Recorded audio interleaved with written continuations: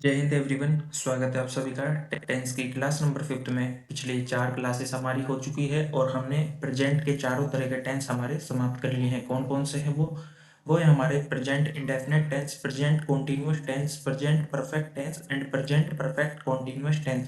ये चारों तरीके के टेंस हमारे हो चुके हैं समाप्त। आज हम पढ़ेंगे प्रेजेंट टेंस से रिलेटेड कुछ मिक्स कॉन्सेप्ट, और उसमें भी हमारा कौन सा पार्ट आएगा, परफेक्ट टेंस का और परफेक्ट कॉन्टिन्यूअस टेंस का। तो चलिए बढ़ते हैं हमारे कॉन्सेप्ट नंबर फर्स्ट पे। सबसे पहला कॉन्सेप्ट ये है, इजी लैंग्वेज में समझते हुए चलेंगे। जब भी हम प्रेजेंट परफेक्ट टेंस के अंदर ये वाला फ्रेज फोर प्लस में कोई सा भी टाइम जोड़ देते हैं तो वो हमारा प्रेजेंट परफेक्ट कॉन्टिन्यूअस टेंस हो जाता है। और इजी लैंग्वेज में समझो, प्रेजेंट परफेक्ट टेंस और प्रेजेंट परफेक्ट कॉन्टिन्यूअस टेंस के अंदर कोई भी सिमिलरिटी नहीं है, तो आप बोलोगे नहीं जी ये हमारा अलग टेंस है, ये हमारा अलग टेंस है। अब हमें जब इन दोनों टेंस को बराबर करना है, कौन से को, प्रेजेंट परफेक्ट टेंस को और प्रेजेंट परफेक्ट कॉन्टिन्यूअस टेंस को जब हमें इक्वल करना है तो हमने एक जुगाड़ लगाया कि प्रेजेंट परफेक्ट टेंस के अंदर जब हमने 4 प्लस टाइम जोड़ा ना तो ये दोनों हमारे इक्वल हो गए। अब किस तरीके से इक्वल हो गए, चलिए हम जरा एग्जाम्पल के थ्रू समझते हैं। आना जरा एग्जाम्पल नंबर फर्स्ट पे। The children has been watching cartoon for 1 hour. मैंने आपसे सबसे पहले पूछा ये कौन से टेंस का हमारा सेंटेंस है, तो आपने बोला कि ये हमारा प्रेजेंट परफेक्ट कॉन्टिन्यूअस का सेंटेंस का टेंस का हमारा सेंटेंस है। कैसे पता चला, आपने देखा हैज या हैव बीन, वाच वर्ब की फर्स्ट फॉर्म और उसके साथ में आईएनजी, ये किसका फॉर्मेट होता है, तो हमारे इस वाले टेंस का होता है। ठीक है, मीनिंग क्या आ रहा है कि the children has been watching cartoon for 1 hour. जो बच्चे हैं वो 1 घंटे से कार्टून देख रहे हैं, यानी 1 घंटे वो देख चुके हैं और अभी भी देखे जा रहे हैं, तो ये इसका मीनिंग आता है। आना हमारे एग्जाम्पल नंबर सेकंड पे। The children has watched cartoon for 1 hour. बच्चे 1 घंटे टीवी देख चुके हैं। सबसे पहले देखना, the children has watched cartoon, आपने देखा हैज है और वर्ब की थर्ड फॉर्म, यानी ये क्या है, हमारा प्रेजेंट परफेक्ट टेंस है। हैज है प्लस वर्ब की third form present perfect tense है हमारा यहां तक।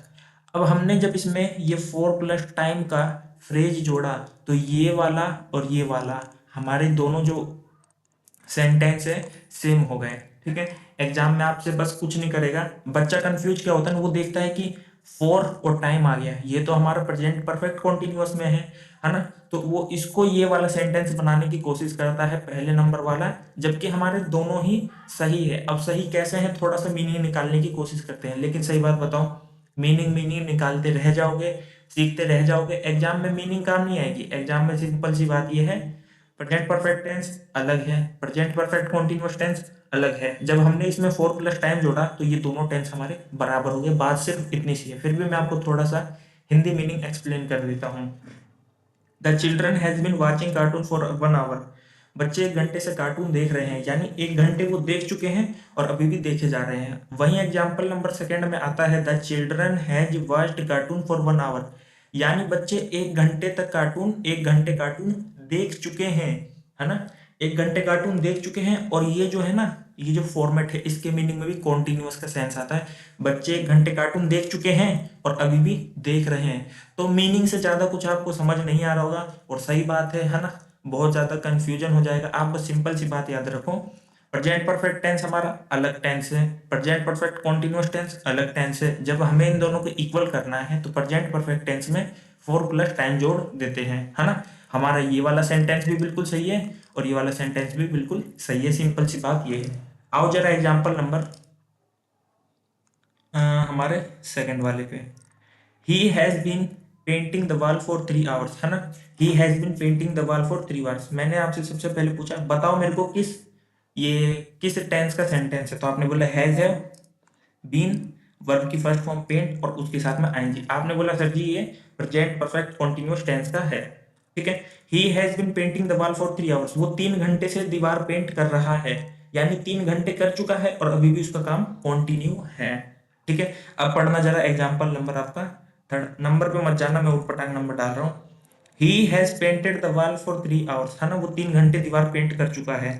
ही हैज पेंटेड, यहां पे आपने देखा हैज और पेंटेड, ये क्या है, हमारा परफेक्ट टेंस है यहां तक। लेकिन जब हमने इसमें 4 प्लस में टाइम जोड़ा तो ये किसके बराबर हो गया, ये और ये हमारे क्या हो गए, सेम हो गए। ठीक है, बस सिंपल सी बात है। इसकी भी थोड़ी सी मीनिंग निकाल के देख लो। वैसे मैं आपको बता दूं, एग्जाम में मीनिंग एक पैसे की काम नहीं आएगी आपके इस वाले कॉन्सेप्ट में। जिसमें हिंदी काम में आएगी, आप उस कॉन्सेप्ट से क्वेश्चन सोल्व करेंगे, वो मैं आपको सिखाता चलूंगा। इसमें आपके कहीं भी मीनिंग काम नहीं आने की। He has been painting the wall for 3 hours. वो 3 घंटे से दीवार पेंट कर रहा है। 3 घंटे हो चुके हैं करते हुए और अभी भी करे जा रहा है। He has painted the wall for 3 hours. वो 3 घंटे पेंट कर चुका है दीवार को, है ना, और अभी भी करे जा रहा है। दोनों के मीनिंग में कॉन्टिन्यूअस फॉर्मेट आ रहा है। ठीक है, कॉन्टिन्यू वाली बातें आ रही है। तो सिंपल सी बात है, प्रेजेंट परफेक्ट टेंस में फोर प्लस टाइम जब जोड़ते हैं तो प्रेजेंट परफेक्ट कॉन्टिन्यूअस टेंस बन जाता है। आपका ये सेंटेंस भी सही है और ये वाला सेंटेंस भी सही है, कोई दिक्कत नहीं है दोनों में। आ जाओ जी हमारे नेक्स्ट कॉन्सेप्ट पे।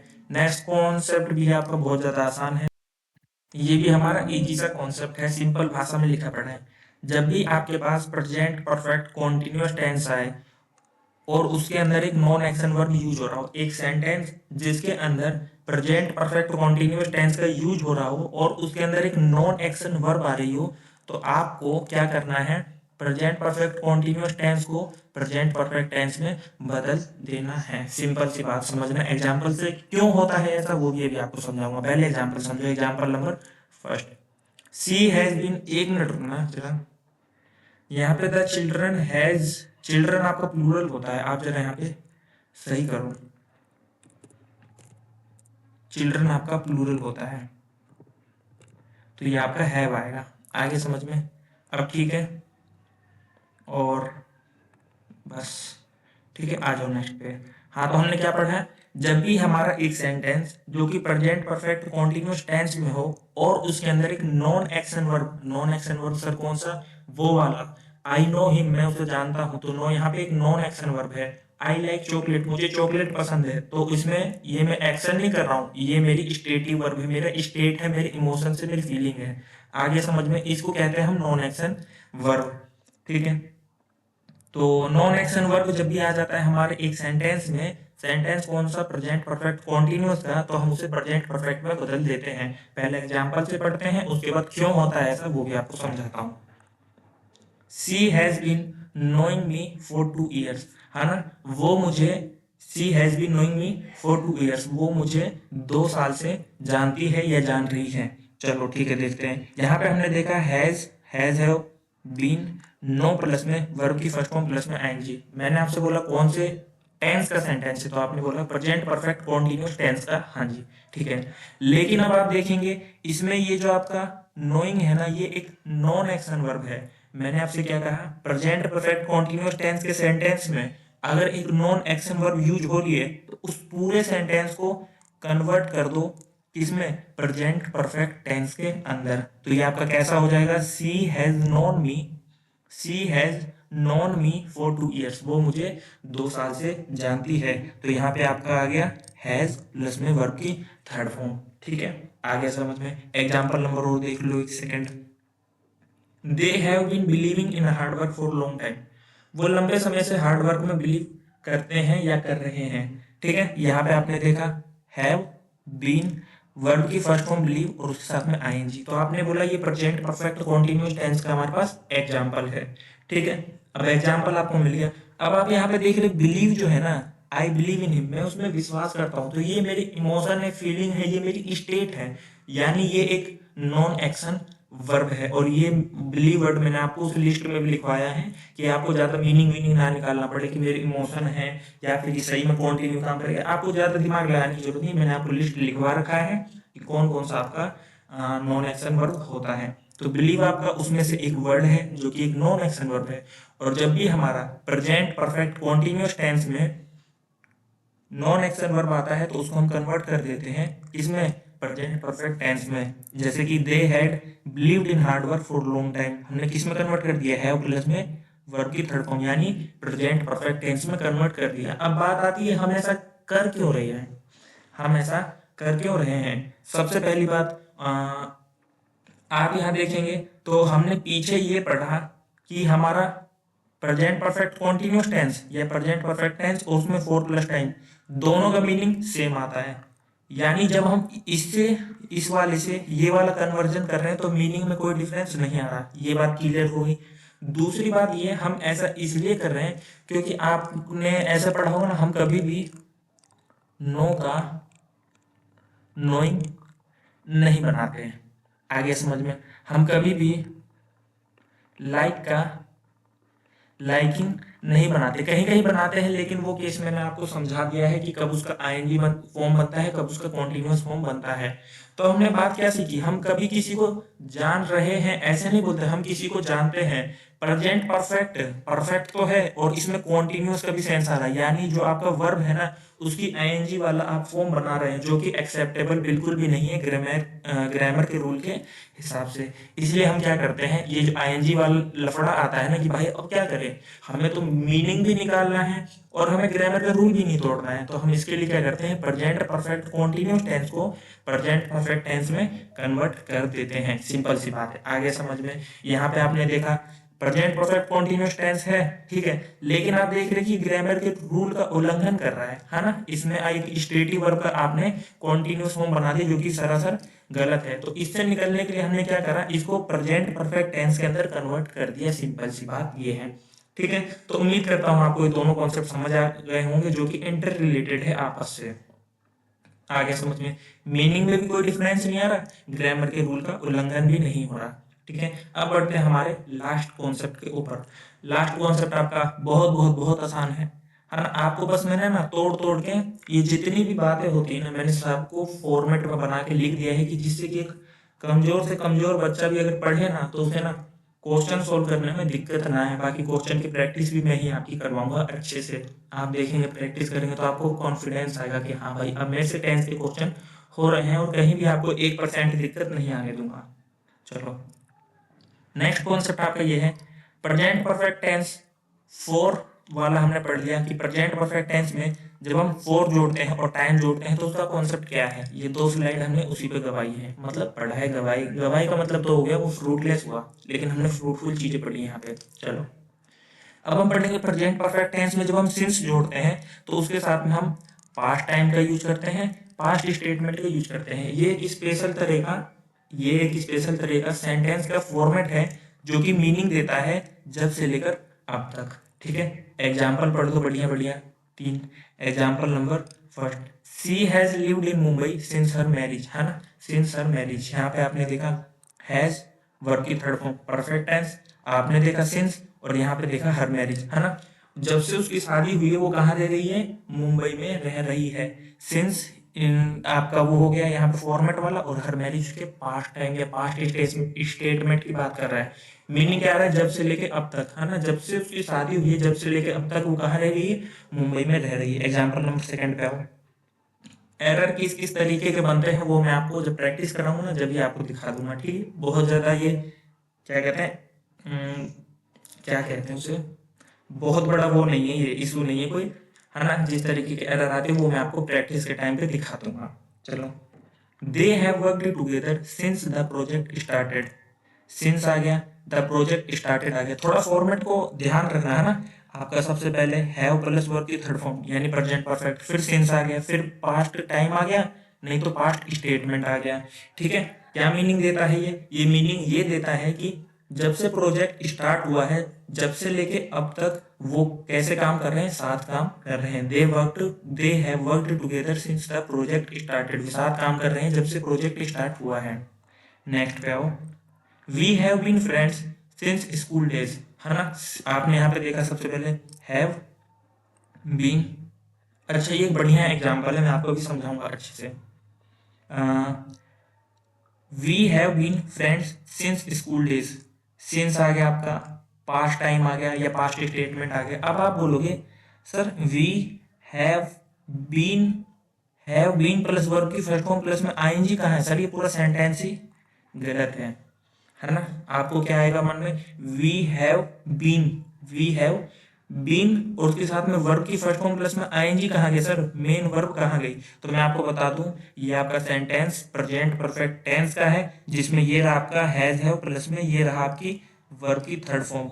ध्यान करो बेसिक्स ऑफ ग्रामर में आपको क्या डिटेल में पढ़ाया था ये बात कि बी की 3 फॉर्म होती है, be was been, be was been, यानी ये क्या होती है, वर्ब की थर्ड फॉर्म होती है, और बी आपका मेन वर्ब की तरह भी काम करता है। जब ये मेन वर्ब की तरह काम करता है तो इसका मीनिंग होता है होना। जैसे कि ही वाज अ डॉक्टर, वह एक डॉक्टर था। जैसे कि ही बी यानी प्रेजेंट वाला, ही इज एन इंजीनियर, वह क्या है, एक इंजीनियर है। तो बी जब मेन वर्ब की तरह काम करता है तो वो आपका क्या करता है, होना का मीनिंग देता है। यहाँ पे आपने देखा हैव आपका परफेक्ट के लिए हैज है, उसके बाद में वर्ब की थर्ड फॉर्म बीन आई, इसका मतलब है होना। यहाँ पे आपका ये हेल्पिंग वर्ब, ये है आपका मेन वर्ब। बी की जब भी फॉर्म मेन वर्ब की तरह काम करे तो वो क्या मीनिंग देती है, होना देती है मीनिंग, है ना। यहाँ पे क्या है, वी हैव बीन फ्रेंड्स, हम दोस्त हैं। यहाँ पे दोस्त होने की बात हो रही है ना, कि हम दोनों दोस्त हैं। यहाँ पे उनकी दोस्ती की बात हो रही है कि हम दोस्त हैं, होना, है ना। कब से, स्कूल डेज से। तो इसको समझ के एरर मत कर देना है इस क्वेश्चन में कि गलत है।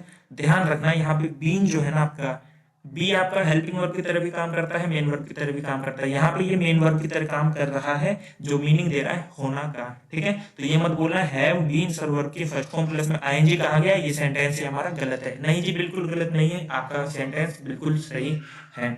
तो यहाँ पे आपका प्रेजेंट टेंस का जो मिक्स्ड कॉन्सेप्ट है, ज्यादातर ये प्रेजेंट परफेक्ट टेंस और प्रेजेंट परफेक्ट कॉन्टिन्यूअस टेंस से रिलेटेड था, वो हो चुका है समाप्त। तो अब बढ़ते हैं हमारे पास्ट टेंस की तरफ, और पास्ट टेंस में सबसे पहले हम पढ़ेंगे अपना पास्ट इंडेफिनिट टेंस। ठीक है, चारों तरह के प्रेजेंट हमारे खत्म हो चुके हैं। अब स्टार्ट करेंगे पास्ट इंडेफिनिट टेंस से।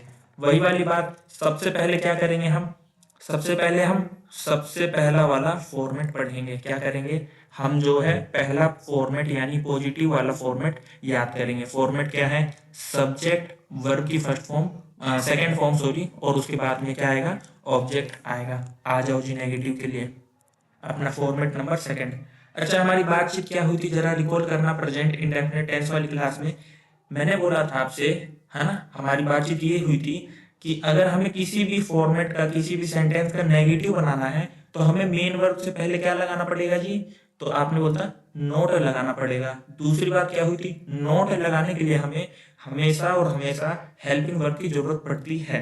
चलो, दो बात हुई थी, नोट लगेगा मेन वर्ब से पहले, और नोट लगाने के लिए, नेगेटिव बनाने के लिए हेल्पिंग वर्ब की जरूरत पड़ती है। चलो तो फॉर्मेट बनाते हैं। फॉर्मेट बनाने के लिए लिखा सबसे पहले सब्जेक्ट प्लस में, अब हमारे पास आ गया मेन वर्ब। मेन वर्ब से पहले हमने लगा दिया नोट, है ना, और उसके बाद लिख दिया वर्ब की सेकंड फॉर्म, उसके बाद में लिख दिया ऑब्जेक्ट। तो ये तो हमारी एक बात हो गई। एक बात और रह गई, कौन सी, सर नोट लगाने के लिए हमें एक हेल्पिंग वर्ब की जरूरत भी पड़ती है। नोट लगाने के लिए हमें हेल्पिंग वर्ब की जरूरत पड़ती है। इस सेंटेंस में आपके पास सिर्फ और सिर्फ एक वर्ब है, और जब सेंटेंस में सिर्फ एक वर्ब होता है तो वो क्या होता है, मेन वर्ब। कोई घबरा रहा हो ये क्या हेल्पिंग वर्ब चल रहा है, ये क्या मेन वर्ब हो रहा है, तो आप बेसिक्स ऑफ ग्रामर जरूर पढ़ के आए। वो बेस है पूरी ग्रामर का, जो हम पढ़ेंगे रिलेट कर करके, है ना। किसी को भी हल्का सा कंफ्यूजन आ रहा है कि क्या हेल्पिंग वर्ब क्या मेन वर्ब, तो मैं कह रहा हूँ बेसिक्स ऑफ ग्रामर आप पढ़ लेना, रत्ती भर भी आपको दिक्कत नहीं आएगी, है ना। सारी बातें बताया हूँ कि एक सेंटेंस में जब एक वर्ब आता है तो वो मेन वर्ब होता है, दो वर्ब आता है तो पहला हेल्पिंग वर्ब होता है, बाद वाला मेन वर्ब। अच्छा, इस वाले पॉइंट पे आ जाओ। इस वाले फॉर्मेट में, नेगेटिव वाले में, हमारे पास सिर्फ एक वर्ब है जो कि है वर्ब की सेकंड फॉर्म, और जब सेंटेंस में एक वर्ब होती है तो मेन वर्ब होती है। नोट लगाने के लिए हमें एक हेल्पिंग वर्ब की जरूरत पड़ेगी, है ना। ये वही वाला फॉर्मेट बन रहा है जो हमने प्रेजेंट इंडेफिनिट टेंस में यूज करा था। वहां पे भी हमारे पास हेल्पिंग वर्ब नहीं था, याद करो। तो हमने किसको हेल्पिंग वर्ब बनाया था, डू को या फिर डज को। किस में बनाया था, प्रेजेंट में। पास्ट में बनाने के लिए हम क्या करेंगे, डू या डज का पास्ट वाला पार्ट वर्ब की सेकंड फॉर्म डिड का यूज करेंगे। सिंपल सी बात है, आगे समझ में। चलो, ये तो इसके पीछे का कॉन्सेप्ट आपको समझाया गया है। और जिसको कॉन्सेप्ट से बहुत ज्यादा दिक्कत है कि नहीं रहने दो ऐसे मेरे को बता दो, तो देख लो वो कैसे बनेगा। सब्जेक्ट नोट लगाने के लिए हमारे पास हेल्पिंग वर्ब की जरूरत पड़ती है। तो पास्ट इंडेफिनिट टेंस में हेल्पिंग वर्ब हम कौन सी लेके आते हैं बाहर से, तो वो है जी आपके पास डिड, है ना। अब हेल्पिंग वर्ब आ गई तो हम नोट लगा सकते हैं। तो नोट कहाँ लगाएंगे, मेन वर्ब से पहले। वर्ब की सेकंड फॉर्म आनी थी इसके बाद, लेकिन मेन वर्ब से पहले हम क्या लगाएंगे, नोट लगाएंगे। फिर लगाएंगे वर्ब की सेकंड फॉर्म, उसके बाद में लगा देंगे ऑब्जेक्ट। आ गया जी समझ में, आसान है। चलो नेक्स्ट पे आओ। यस नो का पॉजिटिव वाला पार्ट बनाने के लिए वही सिंपल सी बात, हेल्पिंग वर्ब को क्या ले आएंगे बाहर। डिड आपका हेल्पिंग वर्ब, वर्ब की सेकंड फॉर्म आपका मेन वर्ब। डिड को लेके आ गए हम बाहर, उसके बाद सेम टू सेम शुरू से लेकर लास्ट तक उतार देंगे, है ना। यस नो का कैसे फॉर्मेट बनता है, तो हम सबसे पहले सब हेल्पिंग वर्ब को लिखते हैं, उसके बाद सब्जेक्ट लिखते हैं। हमने लिख दिया सब्जेक्ट को, है ना। अब रास्ते में हमारे पास नोट पड़ा, क्या नोट लगा दे, तो नहीं सर हमें पॉजिटिव वाला बनाना है, नोट को हटा दो। तो लिख देंगे डायरेक्ट वर्ब की, मुझे माफ करना है, एक गलती हो गई मेरे से, यहाँ पे ना वर्ब की फर्स्ट फॉर्म का यूज होगा। अरे सर क्या कह रहे हो, आपने तो कहा था पास्ट के लिए, आपने तो कहा था पास्ट के लिए हम सेकंड फॉर्म ऑफ वर्ब का यूज करते हैं। यहाँ पे आपने अभी सही तो लिखा था वर्ब की सेकंड फॉर्म, इसको वन क्यों बना दिया, यानी वर्ब की फर्स्ट फॉर्म क्यों कर दिया, है ना। और यहाँ पे भी आप वर्ब की फर्स्ट फॉर्म यूज करेंगे, तो सर ऐसा क्यों हो रहा है, मुझे जरा बताओगे। तो हाँ जी बिल्कुल बताएंगे, थोड़ा सा पेशेंस रखो। ऐसा क्यों हो रहा है, हमारी सबसे पहली क्लास में बात ये हुई थी वर्ब की फर्स्ट फॉर्म मतलब प्रेजेंट टेंस, वर्ब की सेकंड फॉर्म मतलब पास्ट टेंस। लेकिन सर आपने यहाँ पे तो वर्ब की फर्स्ट फॉर्म का यूज कर दिया, आपने यहाँ पे वर्ब की फर्स्ट फॉर्म का यूज कर दिया, तो आपको पता कैसे चलेगा ये प्रेजेंट का आपका टेंस है या फिर पास्ट का टेंस है। तो सारी डाउट को भी करेंगे क्लियर आराम से, है ना। सबसे पहले हम फॉर्मेट बनाना सीख रहे हैं, अभी आप बस इतना ध्यान रखो, अभी तक आपको बस ये चीज रटवाई गई कि आप इतना ध्यान रखो कि यहाँ पे अभी हम वर्ब की फर्स्ट फॉर्म, इसके पीछे का राज क्या है वो भी अभी आपको बताऊंगा। Did plus subject plus verb की फर्स्ट फॉर्म, और उसके बाद में आपका आ जाता है ऑब्जेक्ट, सेम टू सेम उतार देंगे।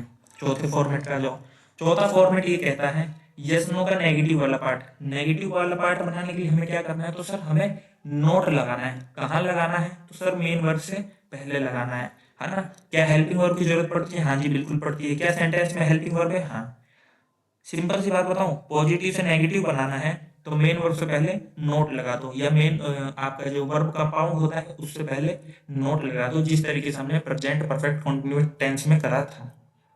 यहाँ पे उतारा हमने डिड प्लस सब्जेक्ट प्लस, यहाँ पे हमने लिख दिया नोट मेन वर्ब से पहले, फिर उतारा वर्ब की फर्स्ट फॉर्म, और उसके बाद में लिखा यहाँ पे ऑब्जेक्ट और लगा दिया यहाँ पे क्वेश्चन मार्क। पांचवा, डब्ल्यू एच वर्ड का पॉजिटिव वाला पार्ट बनाने के लिए क्या करना है, तो डब्ल्यू एच वर्ड लिख देंगे और यस नो का पॉजिटिव वाला पार्ट एज इट इज उतार देंगे। तो लिख देंगे यहाँ पे did plus subject plus verb की फर्स्ट फॉर्म प्लस में ऑब्जेक्ट और क्वेश्चन मार्क, है ना।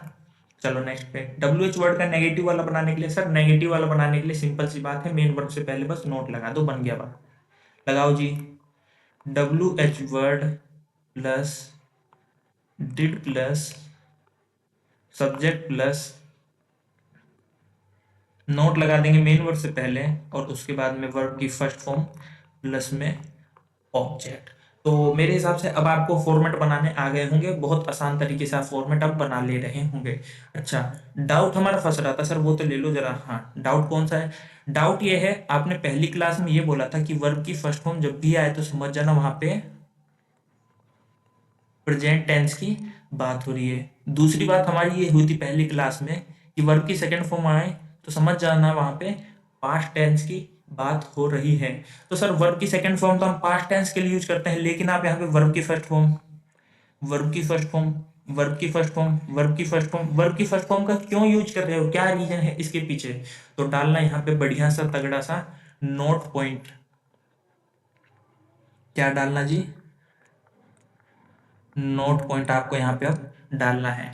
नोट पॉइंट क्या है, देखो अगर आपके सेंटेंस में हेल्पिंग वर्ब, ये कैसा पेन आ गया, फाउंटेन पेन आ गया, फाउंटेन पेन। देखो जब भी आपके सेंटेंस में हेल्पिंग वर्ब और मेन वर्ब आ जाए तो टेंस बताने का काम, ये नोट पॉइंट डाल लेना ध्यान से। जब भी आपके सेंटेंस में हेल्पिंग वर्ब और मेन वर्ब आ जाए तो टेंस बताने का काम आपका कौन करेगा, हेल्पिंग वर्ब करेगा। जब भी आपके सेंटेंस में मेन वर्ब आ जाए तो टेंस बताने का काम आपका कौन करेगा, तो सर एक ही तो वर्ब है, कौन करेगा, मेन वर्ब करेगा। उम्मीद करता हूं आपको समझ में आ गया होगा। अब आना जरा इस वाले पार्ट पे। सबसे पहला पार्ट होता है आपका पॉजिटिव वाला पार्ट। यहाँ पे हमने लिखा सब्जेक्ट प्लस वर्ब की फर्स्ट फॉर्म और उसके साथ में लिखा ऑब्जेक्ट, है ना। सब्जेक्ट प्लस वर्ब की फर्स्ट फॉर्म और उसके साथ में लिखा ऑब्जेक्ट। अभी मैं ये सारी बातें आपको एग्जांपल के थ्रू भी और डिटेल में अच्छे से बताऊंगा, कॉन्सेप्ट क्लियरिटी होना बहुत ज्यादा जरूरी है। चलो, सब्जेक्ट प्लस वर्ब की फर्स्ट फॉर्म और उसके साथ में ऑब्जेक्ट। सर क्या यहाँ पे एक ही वर्ब आ रहा है? तो आपने बोला हाँ जी बिल्कुल आ रहा है। क्या सेंटेंस में जब एक ही वर्ब आता है तो उसे मेन वर्ब घोषित कर दें? हाँ कर देते हैं। तो जब सेंटेंस में सिर्फ मेन वर्ब आए तो टेंस बताने का काम कौन करता है? तो वो मेन वर्ब करता है। क्या यहाँ पे वर्ब की सेकंड फॉर्म ये वाली बात फॉलो कर रहा है? हाँ, वर्ब की सेकंड फॉर्म पास्ट टेंस को डिनोट करता है। आ जाओ नेगेटिव वाले पार्ट पे। सब्जेक्ट प्लस में ये आ गया आपका डिड, एक वर्ब, ये आ गया वर्ब की फर्स्ट फॉर्म, दूसरा वर्ब। जब सेंटेंस में दो वर्ब आ गए तो पहला वाला हेल्पिंग वर्ब, बाद वाला मेन वर्ब। हमने अभी क्या पढ़ा है, जब सेंटेंस में एक हेल्पिंग वर्ब आ जाए उसके साथ में कोई मेन वर्ब आ जाए तो टेंस बताने का काम हमारा हेल्पिंग वर्ब करता है। तो टेंस हमारा कौन बताएगा? डिड बताएगा, ना कि हमारा वर्ब की फर्स्ट फॉर्म बताएगा। अच्छा, अब यहाँ डिड कैसे, यहाँ पे हमारा मेन वर्ब कैसे, इसको समझते हैं। देखो, डू की फॉर्म क्या होती है? डू की फॉर्म होती है डू, डिड और डन। ये आपकी वर्ब की फर्स्ट फॉर्म, ये आपकी वर्ब की सेकंड फॉर्म और ये आपकी वर्ब की थर्ड फॉर्म। ठीक है, तो वर्ब की फर्स्ट फॉर्म किसको डिनोट करती है? तो आपने बोला प्रेजेंट टेंस को। और अब आ जाओ ऊपर, बिल्कुल ऊपर। यहाँ पे आपने क्या देखा? यहाँ पे आपने क्या देखा? डू डच किसको रिप्रेजेंट कर रहा है? वर्ब की फर्स्ट फॉर्म को रिप्रेजेंट कर रहा है, हाँ या ना? है ना? यहाँ पे आपको पता है कंफ्यूजन क्यों नहीं आया? क्योंकि मैंने बेसिक्स ऑफ ग्रामर में आपको पढ़ा रखा है डू डच के बाद में वर्ब की फर्स्ट फॉर्म का यूज होता है ना? इसलिए आपको कंफ्यूजन नहीं आया, क्योंकि यहाँ पे कोई चीज पलटी नहीं। आया समझ में? डू डच प्रेजेंट टेंस को डिनोट कर रहा है। यहाँ पे अभी तक आपको पता है क्या लग रहा था कि वर्ब की फर्स्ट फॉर्म डिनोट कर रही है, हाँ या ना बता देना जरा। अभी तक आपको क्या लग रहा था? वर्ब की फर्स्ट फॉर्म आपको यहाँ पे बता रही है कि प्रेजेंट इंडेफिनिट टेंस का यूज हो रहा है, लेकिन ऐसा नहीं है।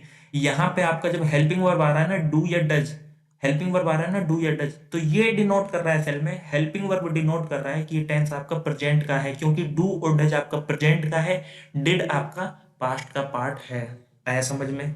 ठीक है, तो आ जाओ जरा इधर वाली बात पे, है ना? डिड आपका सेकंड फॉर्म ऑफ वर्ब है, और सेकंड फॉर्म ऑफ वर्ब किसको रिप्रेजेंट करता है? पास्ट टेंस को डिनोट करता है। तो डिड आपका पास्ट टेंस को रिप्रेजेंट कर दिया, क्योंकि हेल्पिंग वर्ब भी क्या बता रही है? टेंस, और टेंस मतलब वर्ब की सेकंड फॉर्म, सेकंड फॉर्म मतलब पास्ट, है ना? अब ये यहाँ पे मेन वर्ब फर्स्ट की फॉर्म क्यों आया? क्योंकि बेसिक्स ऑफ ग्रामर में हमने पढ़ा है कि डू डज डिड के साथ में हमेशा वर्ब की फर्स्ट फॉर्म का आपको यूज करना है। तो ये है इसके पीछे का पूरा कॉन्सेप्ट कि क्यों हम वर्ब की फर्स्ट फॉर्म लगाते हैं पास्ट इंडेफिनिट टेंस के अंदर भी। पास्ट टेंस के अंदर हम क्यों यूज कर रहे हैं वर्ब की फर्स्ट फॉर्म का? आ गया कॉन्सेप्ट समझ में? अब आ जाओ सिंपल सी भाषा में आपको समझा देता हूँ एक बार और। फॉर्मेट बनाना आप सभी को आ गया है, चलो जी बहुत अच्छी बात है, फॉर्मेट आप सभी को बनाना आ गया। यहाँ पे वर्ब की सेकेंड फॉर्म इसलिए बता रही है टेंस, क्योंकि यहाँ पे सिर्फ मेन वर्ब है। वहीं यहाँ पे आपका ये हेल्पिंग वर्ब है और ये आपका मेन वर्ब है। जब सेंटेंस में हेल्पिंग वर्ब मेन वर्ब दोनों आता है तो आपका टेंस बताने का काम हेल्पिंग वर्ब करता है। अच्छा, हेल्पिंग वर्ब जब टेंस बताएगा तो वो टेंस के अकॉर्डिंग तो चलेगा। क्या do did second form of verb है? तो आपने बोला हाँ जी बिल्कुल सेकेंड फॉर्म ऑफ वर्ब है, यानी ये पार्ट को डिनोट कर रहा है ना? और ये जो आपका मेन वर्ब है ना, ये डिड के बाद आया, यानी ये डिड के अकॉर्डिंग आया है। बेसिक्स ऑफ ग्रामर में हमने पढ़ा है डू डिड डज के बाद में वर्ब की फर्स्ट फॉर्म का यूज होता है, यानी हमारा जो मेन वर्ड है ना, जो हमें टेंस के बारे में जानकारी दे रहा है, वो आपका यहाँ पे हेल्पिंग वर्ब दे रहा है, ना कि मेन वर्ब। मेन वर्ब तो बस इसे फॉलो कर रहा है। आया समझ में? ठीक इसी तरीके से ये आपका हेल्पिंग वर्ब, ये आपका मेन वर्ब। टेंस कौन बताएगा? तो सर जी अगर सेंटेंस में हेल्पिंग वर्ब मेन वर्ब दोनों आ रहे तो टेंस बताने का काम आपका हेल्पिंग वर्ब करेगा। ठीक उसी तरीके से यहाँ पे helping verb main verb, helping verb main verb, helping verb main verb. आया जी समझ में? आया जी समझ में? चलो जी ठीक है। ये question mark, question mark, question mark, question mark, dot dot. उम्मीद करता हूँ आपको इसके पीछे का कॉन्सेप्ट अच्छे से समझ में आ गया होगा कि क्यों ये सब लफड़ेबाजी हो रही है यहाँ पे इतना, है ना? कभी वर्ब की फर्स्ट फॉर्म, कभी डिड, कभी डज, है ना? इसके बाद वर्ब की फर्स्ट फॉर्म क्योंकि इसके बाद सेकंड फॉर्म क्यों, सब समझ में आ गया होगा। आ जाओ जरा एग्जाम्पल से रूबरू हो जाते हैं, थोड़ी बातचीत कर लेते हैं एग्जाम्पल से। वी मेट हिम, हम उनसे मिले। इस पूरे सेंटेंस में कितने वर्ब आ रहे हैं? एक वर्ब आ रहा है सर, मेन वर्ब होएगा। एक वर्ब आ रहा है तो मेन वर्ब होगा। मीट, मेट, मेट, ये आपका क्या है? सेकंड फॉर्म ऑफ वर्ब है। Sir third form of verb क्यों नहीं बोला? क्योंकि वो आपका हमेशा हेल्पिंग वर्ब के साथ आता है, ये वो इस टॉपिक में अच्छे से सीखेंगे, है ना? थर्ड फॉर्म ऑफ वर्ब नहीं है, ये सेकंड फॉर्म ऑफ वर्ब है। सेकंड फॉर्म ऑफ वर्ब मतलब पास्ट का आपका सेंटेंस है, हम उससे मिले, पास्ट की बात हो गई। नेक्स्ट पे आ जाओ, we did not meet him, हम उससे नहीं मिले। सर बताओ जरा इसमें कैसे टेंस पता लग रहा है। तो यहाँ पे हमने देखा डिड और मीट, दो दो वर्ब आ रहे हैं, पहला हमारा हेल्पिंग वर्ब, बाद वाला हमारा मेन वर्ब। हमने ये पढ़ा है जब सेंटेंस में हेल्पिंग वर्ब आता है, जब सेंटेंस में मेन वर्ब आता है, जब दोनों आता है, जब सेंटेंस में दोनों आता है तो टेंस बताने का काम हमारा हेल्पिंग वर्ब करता है। बस किसका टेंस है, तो पास्ट का टेंस है। मीनिंग क्या है, हम उससे नहीं मिले। नेक्स्ट पे आ जाओ, डिड वी मीट हिम, क्या हम उससे मिले, did meet. Helping verb main verb, tense का कैसे पता चला कि ये पास्ट का है, मैं इसका ऐसे भी तो निकाल सकता हूं, क्या हम उससे मिलते हैं, लेकिन नहीं, हमने इसे बोला क्या हम उससे मिले, यानी मैंने पास्ट का सेंटेंस बोला, तो मुझे कैसे पता चला कि भाई ये पास्ट की बात हो रही है प्रेजेंट की बात, तो पता चला मुझे यहाँ पे हेल्पिंग वर्ब से। आ गया समझ में। यहाँ पे भी पता चलेगा हम उससे नहीं मिले हेल्पिंग वर्ब से। ठीक है, ज्यादा गोता ना लगाओ इसमें, है ना, छोटी छोटी सी बातें हैं, इनको पढ़ लेना, समझ लेना, क्या पीछे का रीजन है सब आप समझ चुके हैं। When did we meet him, हम उससे कब मिले, when did we not meet him, हम उससे कब नहीं मिले। सिंपल सिंपल है, ज्यादा पढ़ोगे तो कंफ्यूज हो जाओगे इस वाले पार्ट में। चलो, तो पास्ट इंडेफिनिट टेंस का आपका फॉर्मेट हो जाता है खत्म, एग्जाम्पल हो जाता है खत्म, हर कॉन्सेप्ट क्लियरिटी आ गई। अब बढ़ते हैं एग्जाम में कैसे कैसे एरर आते हैं। तो एग्जाम में एरर आसान आसान से आते हैं। मीनिंग क्या होता है पास्ट इंडेफिनिट टेंस का, action completed in past, action आपका पास्ट में कंप्लीट हो गया, वह गया, यानी चला के पास्ट की बात हो रही है। मम्मी ने बर्तन धोए, है ना, यानी मम्मी ने बर्तन धोए यानी बर्तन धुल चुका है। ठीक है, मैं वहां गया था, है ना, मैं वहां गया था, पास्ट की बात, यानी कोई एक्शन जो पास्ट में कंप्लीट हो गया है वही आपका पास्ट इंडेफिनिट टेंस रिप्रेजेंट करता है। सबसे पहला कॉन्सेप्ट आपका ये आता है, कभी भी एरर कैसा आता है मैं बताता हूँ। कभी आपको सेंटेंस में पास्ट टाइम वर्ड दिख जाए, कोई ऐसा वर्ड, या फिर कोई एक मिनट रुकना है यहाँ पे जरा। हाँ अब सही है। हाँ, मीनिंग आपको समझ में आ गया।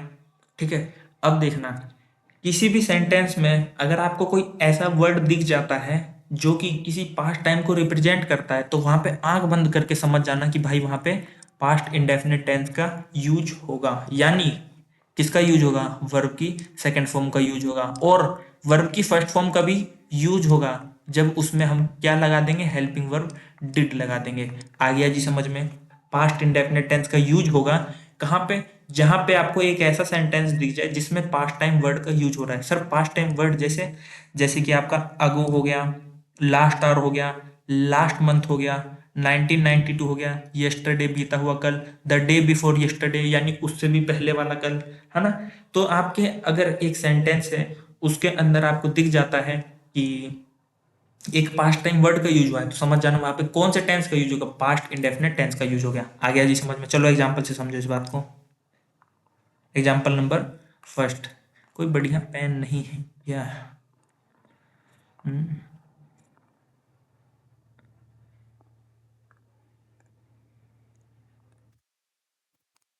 चलो, I meet met have met your father yesterday, मैं कल तुम्हारे पिताजी से मिला। इस पूरे सेंटेंस को आपने पढ़ा और आपने देखा यहाँ पे यस्टरडे एक ऐसा वर्ड जो ये रिप्रेजेंट कर रहा है कि सेंटेंस में जितनी भी बातें हुई है वो किस में हुई है, पास्ट में हुई है। पास्ट टाइम वर्ड दिखते ही समझ जाना वहां पे पास्ट इंडेफिनिट टेंस का यूज होगा, यानी वर्ब की सेकंड फॉर्म का यूज होगा, और वर्ब की फर्स्ट फॉर्म का भी यूज हो सकता है, लेकिन वो डिड वाला केस है ना, वो आप समझ जाएंगे कब लगाना है कब नहीं। तो आई मीट होगा, आई मेट होगा, या फिर आई हैव मेट होगा। तो यहाँ पे आपने देखा वर्ब की सेकेंड फॉर्म, ये वाला आपका करेक्ट आंसर होगा। मीट तो आपका फर्स्ट फॉर्म ऑफ वर्ब है, ये तो प्रेजेंट की बात करता है, काटो। हैव मेट आगे पढ़े, हाँ पढ़ चुके हैं, ये हमारा have met, have plus verb की थर्ड फॉर्म किसको रिप्रेजेंट कर रही है, ये हमारे प्रेजेंट परफेक्ट टेंस को रिप्रेजेंट कर रही है। तो ये भी आंसर नहीं है, क्योंकि पास्ट टाइम वर्ड दिखते ही, पास्ट टाइम वर्ड दिखते ही समझ जाना वहां पे present indefinite, sorry past indefinite tense का यूज होने वाला है। आ जाओ जी एग्जांपल नंबर सेकंड पे। We watched have watched a movie last night, पिछली रात हमने एक मूवी देखी। तो last night past time word है, पास्ट टाइम वर्ड मतलब past indefinite tense, past indefinite tense मतलब वर्ब की सेकंड फॉर्म। वर्ब की सेकंड फॉर्म है क्या, नहीं, वर्ब की सेकंड फॉर्म है क्या, हाँ जी, ये आंसर हो गया हैव वॉच्ड, ये तो आपका प्रेजेंट परफेक्ट टेंस हो गया, तो ये हो गया आपका गलत आंसर है आपका watched second form of verb, यानी पास्ट इंडेफिनिट टेंस किसके साथ, पास्ट टाइम वर्ड के साथ में। अच्छा, जैसे प्रेजेंट परफेक्ट टेंस में मैंने आपको कुछ फ्रेज दिए थे ना, जैसे कि this is the first time, this is the second time, this is the best, this is the worst, this is the last time, इस तरीके के कुछ फ्रेज थे ना, वो कहाँ यूज हो रहे थे? प्रेजेंट परफेक्ट टेंस के अंदर। उसी तरीके से पास्ट इंडेफिनिट टेंस के भी कुछ फ्रेज हैं, पास्ट इंडेफिनिट टेंस के भी कुछ फ्रेज हैं जो ये रिप्रेजेंट करते हैं कि यहाँ पे हमें पास्ट टेंस यानी वर्ब की सेकंड फॉर्म का यूज करना है। किसका यूज करना है? वर्ब की सेकंड फॉर्म का यूज करना है। अच्छा, तो वो फ्रेज कौन से फ्रेज है आपके? It is the time, it is the hard time, it is the opportune time, it is about time, it is opportune time, है ना? जब भी आपको ये फ्रेज दिख जाए तो उसके बाद में आपको क्या लगाना है? सब्जेक्ट प्लस वर्ब की सेकंड फॉर्म। वर्ब की सेकंड फॉर्म क्यों लगानी है? क्योंकि पास्ट टेंस में इसको रिप्रेजेंट करते हैं। ठीक है, देखो ये थोड़ा ऊट पटांग फ्रेज है, ऊट पटांग फॉर्मेट है, लेकिन इसका मीनिंग समझ लोगे ना तो आपके लिए आसान हो जाएगा। मीनिंग क्या है? It is already too late, है ना? पहले ही बहुत देर हो गई है और अब हमें ये काम करना चाहिए, ये सजेशन के रूप में आता है। सिंपल सी बात बताऊं, ये फ्रेज दिखे समझ जाना वहां पे past indefinite tense second form of verb का यूज होगा। बस सिंपल सी बात है, पहले आपका सब्जेक्ट आएगा, है ना? पहले आपका सब्जेक्ट आएगा, उसके बाद में आपका वर्ब आएगा। इसको पढ़ लो जी जरा एग्जाम्पल से। Example number first, it is high time we should leave the station. और मैं बता रहा हूँ ये मतलब ये एकदम बिल्कुल सही समय है स्टेशन लीव करने के लिए, स्टेशन के लिए लीव करने के लिए, स्टेशन के लिए चलने के लिए। ठीक है, जब आप इस सेंटेंस को पढ़ेंगे ना, और अगर आपने ये कॉन्सेप्ट नहीं पढ़ा तो आप पता है इस पे टिक मार के आ जाएंगे, क्योंकि पढ़ने में इतना बेहतरीन लग रहा है ना question. It is high time, है ना? We should leave for the station, है ना? ये जो it is high time, it is about time, it is opportunity time है ना, ये सजेशन देता है कि पहले ही बहुत लेट हो चुकी है। इट इज हाई टाइम, पहले ही बहुत लेट हो चुकी है, अब हमें ये काम कर देना चाहिए। It is already too late, meaning क्या है? It is already too late, अब हमें ये काम कर देना चाहिए। जब आप इसे पढ़ेंगे तो आपको बिल्कुल करेक्ट सेंटेंस लगेगा, we should leave for station, है ना? लेकिन ये क्या है? गलत है। क्या है जी? ये गलत है। क्यों? क्योंकि जब भी ये फ्रेज आते हैं तो इनके साथ हमें इसका यूज करना है सब्जेक्ट प्लस वर्ब की सेकंड फॉर्म का। It is high time we should leave for the station. अभी आपको पता नहीं है शुड भी आपका हेल्पिंग वर्ब की तरह काम करता है, जो मॉडल टॉपिक है ना? तो सारी चीजें मिक्स है, थोड़ा सा बता देता हूँ मैं आपको। मॉडल है आपका, वो एक हेल्पिंग वर्ब होता है। Should, would, will, shall, may, might, can, है ना? ये जितने भी आपके हैं ना मॉडल होते हैं। मॉडल किसका काम करते हैं? हेल्पिंग वर्ब का काम करते हैं। मॉडल किसका काम करते हैं? हेल्पिंग वर्ब का काम करते हैं। इस एक लाइन में मॉडल की डेफिनेशन मत लिख लेना, है ना, कॉपी में। मॉडल भी बेहतरीन चैप्टर है, इसके तुरंत बाद पढ़ेंगे टेंस खत्म होने के बाद। तो यहाँ पे जब हमारा हेल्पिंग वर्ब आ गया, जब हमारा मेन वर्ब आ गया, लेकिन हमें इससे मतलब ही क्या है? हमें तो इसको नहीं चाहिए, ये नहीं चाहिए, हमें चाहिए इट इज हाई टाइम। हमने एक फ्रेज देखा तो हमें इसके बाद सब्जेक्ट लगाना है और उसके बाद में सेकंड फॉर्म ऑफ वर्ब लगानी है। अब वर्ब कौन सी लगाओगी? लगाओगे, लगाओगी, चलो, वी, उसके बाद में वर्ब की second form leave, left, LEFT। It is high time we left for station, है ना? अब बिल्कुल सही समय है कि हमें स्टेशन के लिए लीव करना चाहिए। ऐसे ही आ जाओ एग्जांपल नंबर सेकंड पे, it is opportune time we must take, you must take your decision. अभी बिल्कुल सही समय है, मतलब अब बहुत लेट हो चुकी है, अब तुम्हें अपना डिसीजन ले लेना चाहिए। मीनिंग से you must take your decision बिल्कुल बढ़िया लग रहा है, लेकिन फॉर्मेट वाइज ही गलत है। हमने पढ़ा इट इज opportune टाइम, उसके बाद हमने पढ़ा सब्जेक्ट, ये मॉडल वॉडल का हटाओ, इसे हटाओ, इसे हटाओ, लिखो यहाँ पे it is opportune time, you subject, इसके बाद में टेक का टुक बना दो, सेकंड फॉर्म ऑफ वर्ब लगा दो और योर डिसीजन। मीनिंग आपका बिल्कुल ये वाला आएगा कि अब बहुत लेट हो चुकी है, अब हमें ये काम कर देना चाहिए, है ना? और वो मीनिंग का जो फॉर्मेट है ना, मीनिंग और फॉर्मेट में बहुत ज्यादा डिफरेंस है। ये डिफरेंस की वजह से ये एग्जामिनर आपको फंसाता है। तो याद रखना, ये फ्रेज है, इनके साथ में पास्ट इंडेफिनिट टेंस, है ना? और मीनिंग क्या आता है मैंने आपको बता दिया, एग्जामिनर कहाँ फंसाएगा ये भी आपको बता दिया, तो अब आप धोखा नहीं खाएंगे बिल्कुल भी। चलो जी, नेक्स्ट, और आपका पास्ट इंडेफिनिट टेंस का लास्ट कॉन्सेप्ट ये है कि अगर आपको पास्ट की हैबिट शो करनी हो ना, जैसे कि मैं साइकिल चलाता था, पास्ट की बात हो रही, पास्ट की अगर आपको हैबिट शो करनी है, मैं साइकिल चलाता था, है ना? मैं 12 बजे लंच करता था। जब मैं गांव में था ना, तो मैं 12 बजे लंच करता था। पास्ट की आप हैबिट बताने की कोशिश करें। मैं पहले चाय पीता था।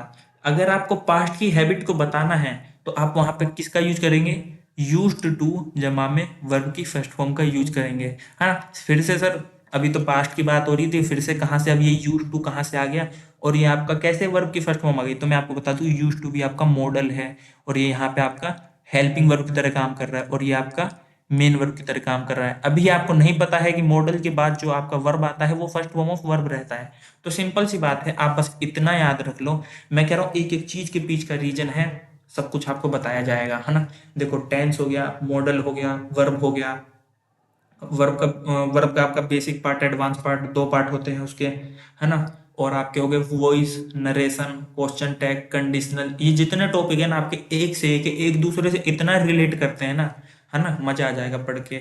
वहीं दूसरी तरफ आपके जैसे आर्टिकल, प्रेपोजिशन, इनमें बहुत ज्यादा लॉजिक नहीं है ना। लॉजिक है ये ग्रामर के ना, ये सब्जेक्ट ऑब्जेक्ट, आप पढ़ते जाओ बस रेगुलर, देखते जाओ क्या क्या होता है।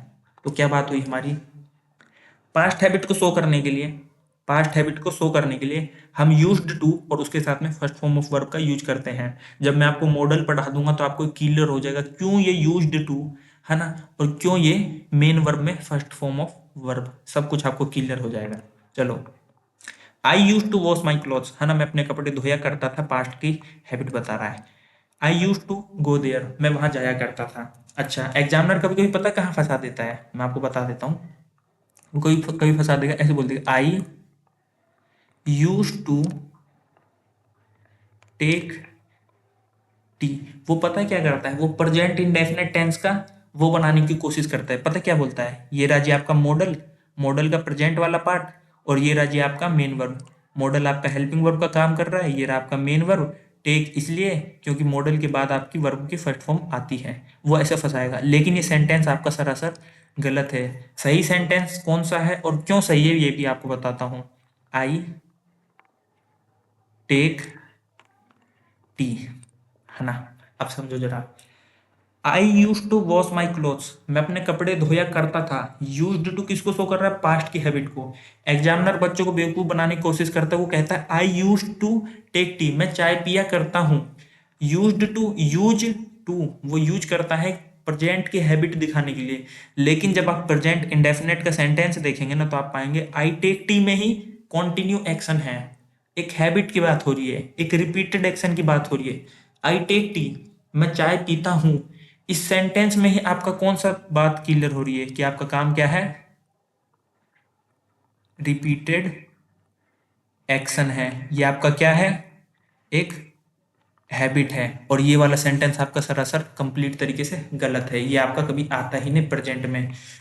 प्रेजेंट की हैबिट को शो करने के लिए यूज टू का यूज कभी भी मत करना, नोट डाल के भले ही लिख लेना, आगे समझ में हिंदी भाषा में लिख लेना। प्रेजेंट की हैबिट को शो करने के लिए यूज टू का यूज नहीं करेंगे, क्योंकि इसका जो ये फॉर्मेट होता है ना, ये आपका प्रेजेंट इंडेफिनिट टेंस का जो फॉर्मेट होता है उसके अंदर ही आपका मीनिंग होता है कि आई टेक टी, मैं चाय पीता हूँ, यानी वो कंटिन्यू एक्शन की बात कर रहा है, एक रिपीटेड एक्शन की बात कर रहा है, आगे समझ में। ठीक है, तो ये था आपका पास्ट इंडेफिनिट टेंस। उम्मीद करता हूँ आपको अच्छे से समझ में आ गया होगा। तो 43 मिनट्स हो चुके हैं, तो आज के लिए इतना बहुत है। उम्मीद करता हूँ आज की क्लास आपको अच्छी लगी होगी, आपको अच्छे से कॉन्सेप्ट सारे समझ में आए होंगे। अगर अगर आपको सारी चीज़ें अच्छे से समझ में आई तो एक कमेंट करके जरूर जाएं। धन्यवाद। धन्यवाद कमेंट नहीं करना है, आपको वो कमेंट करना है कि आपको समझ में आया कि नहीं। धन्यवाद मैंने अपनी तरफ से बोला। ठीक, बाय बाय।